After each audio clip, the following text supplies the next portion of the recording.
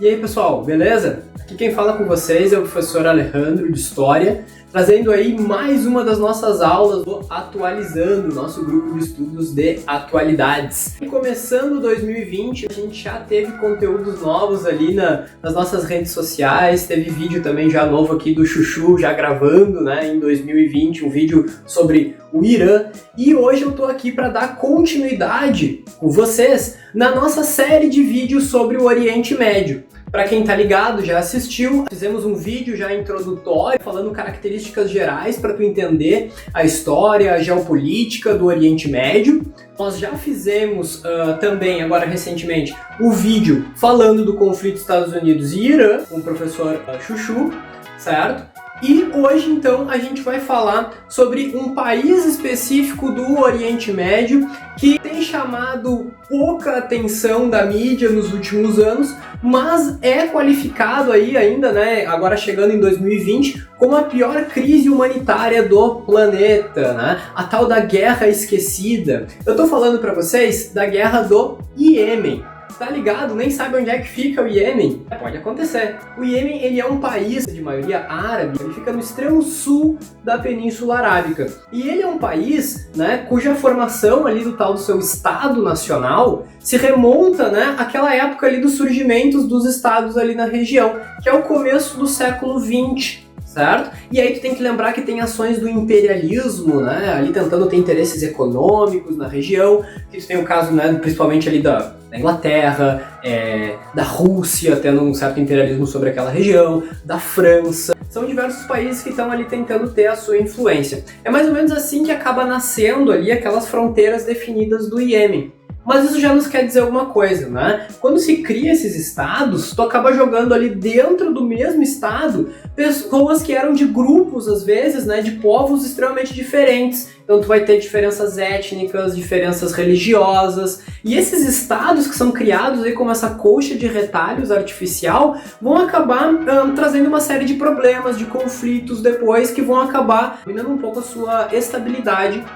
Então, por exemplo, durante o século XX, por causa também um pouco da dinâmica da Guerra Fria, tu vai ter a existência de dois países. Vai existir o Iêmen do Norte e o Iêmen do Sul.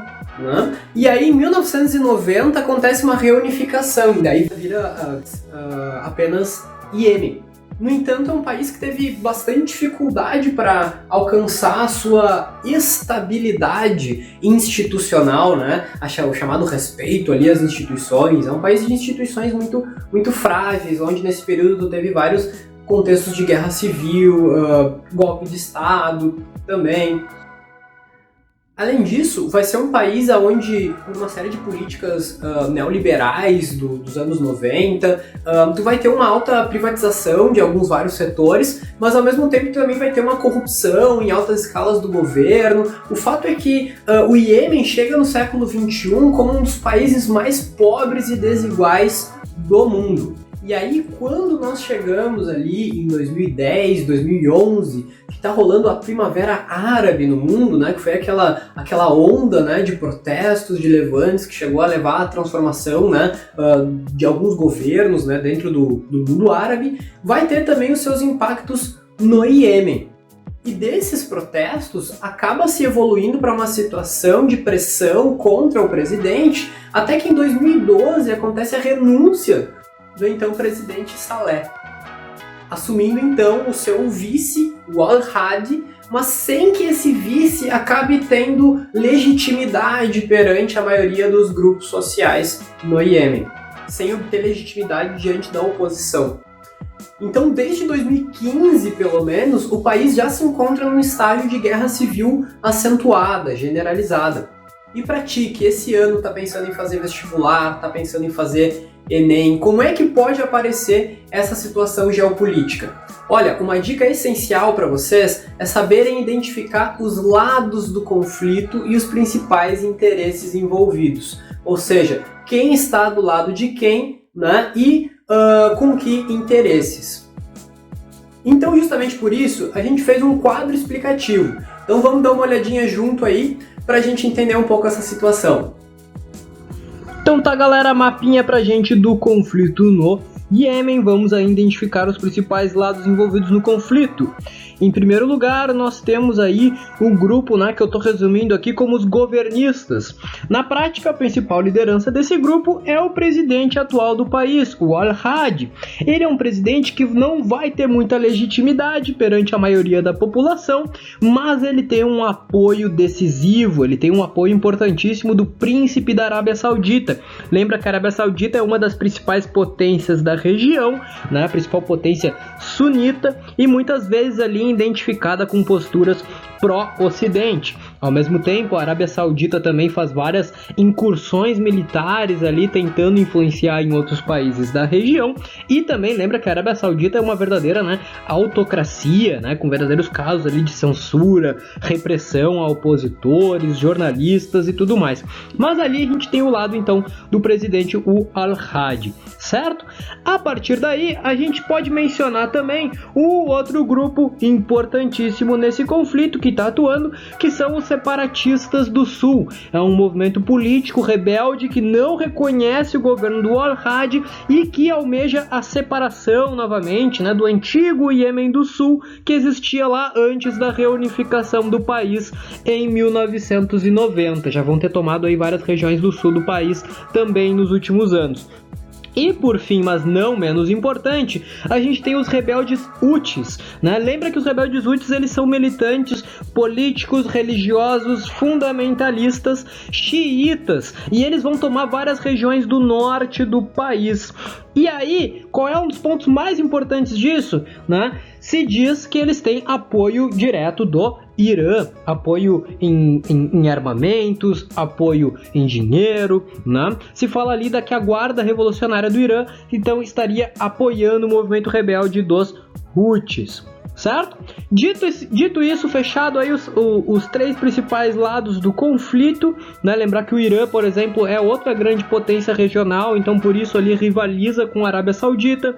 Lembra que esse conflito tem a ver com questões econômicas, porque o Iêmen é um país muito estratégico ali para a circulação do petróleo, e lembra que tu tem também aí um conflito religioso, afinal de contas, né? Arábia Saudita e Irã representam ali a polarização entre sunitas e xiitas no Oriente Médio, certo? Avançando um pouquinho, gurizada, eu só queria trabalhar um pouco com vocês alguns fatos principais, eventos que acabaram mudando um pouco esse conflito e que tomaram o noticiário aí nos últimos anos. Então a gente vai partir um pouquinho de trás, setembro de 2014. Lembra 2014? Copa do Mundo, né? Brasil 7-1, já faz algum tempo, né? Lá em setembro de 2014, rebeldes Houthis tomam o controle da capital Sanaa. Então o país que já estava em guerra civil acentuada pelo menos desde o ano anterior, tem aí um grande capítulo disso, né, quando os rebeldes conseguem tomar o controle da capital, forçando o presidente Al-Hadi a se exilar, a fugir, né, da capital e depois fugir do país, inclusive,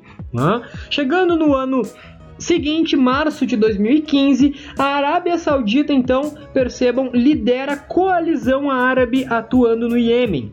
O que é essa coalizão árabe? É um grupo, né, militar, uma aliança militar que vai estar atuando no Iêmen contra esses movimentos rebeldes, contra os Houthis, contra os separatistas do sul, ao lado do governo do Al-Hadi, beleza? Ainda em 2015, percebam que a gente tem dois eventos importantes ali que vão ser dignos de nota. Separatistas dominam regiões do sul, ou seja, o movimento daqueles separatistas do sul que a gente já comentou também se torna um calo no sapato desse governo do Al-Hadi, e a Arábia Saudita impõe embargo ao país. Esse embargo, né, uma proibição ali de comércio, né, de circulação de mercadorias ao Iêmen, ele se dá principalmente depois que houve um ataque, né, autoproclamado pelos rebeldes Houthis contra a capital da Arábia Saudita. A partir daí, então, a Arábia vai argumentar que está fazendo isso para se proteger, vai impor um embargo sobre o país. Esse embargo primeiro é sobre armas, depois esse embargo vai ser também sobre outras mercadorias. E aí é importante a gente mencionar o seguinte, gurizada. quando a gente fala de um embargo que está sendo imposto a um país, isso é de umas coisas, enfim, das mais graves, né, que podem ser impostas contra um país. Ainda mais no caso do Iêmen, que é um país que ele não tem autossuficiência alimentar. O que significa isso, né? O Iêmen, ele importa muito, né, do que ele consome, né, em termos de produtos de primeira necessidade, de alimentos. Então imagina que o país está em guerra civil, cenário de caos, né, vários lados em conflito, cenário de desnutrição infantil, falta de saneamento básico, e agora tu também tem uma crise de fome no país, né, por causa do embargo, beleza? Isso também acaba afetando até a ajuda humanitária no país, né, auxílio com medicamentos, tudo isso fica prejudicado. Por fim, agora bem atualmente, né, faltando ali, agora 3 meses atrás mais ou menos, novembro de 2019, eu tô gravando esse vídeo em janeiro, governo do Al-Hadi e separatistas do Sul assinam um acordo de paz. Esse acordo vai ser assinado na Arábia Saudita sob supervisão ali do príncipe saudita, né, que tem interesse logo em estabilizar ali o governo na região.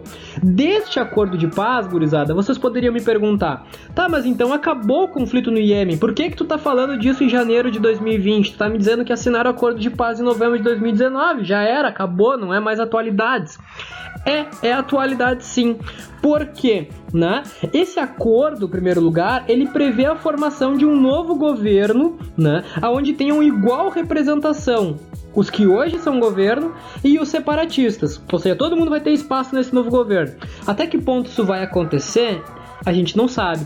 Né? Até que ponto algum dos dois lados vai se sentir descontente com alguma coisa e vai retomar o conflito, a gente não sabe, tá? E outro ponto importantíssimo, eu não tô falando nada aqui dos rebeldes houthis, eles não participam desse acordo de paz, eles não foram convidados pelo príncipe saudita, eles continuam rebelados e tomando várias regiões do norte do país, certo? Portanto, a perspectiva que nós temos em 2020 é, infelizmente, uma perspectiva de prolongamento ainda do conflito. Estamos ainda um pouco longe de chegar a um capítulo final, ainda que esse acordo de paz de 2019 já seja alguma coisa.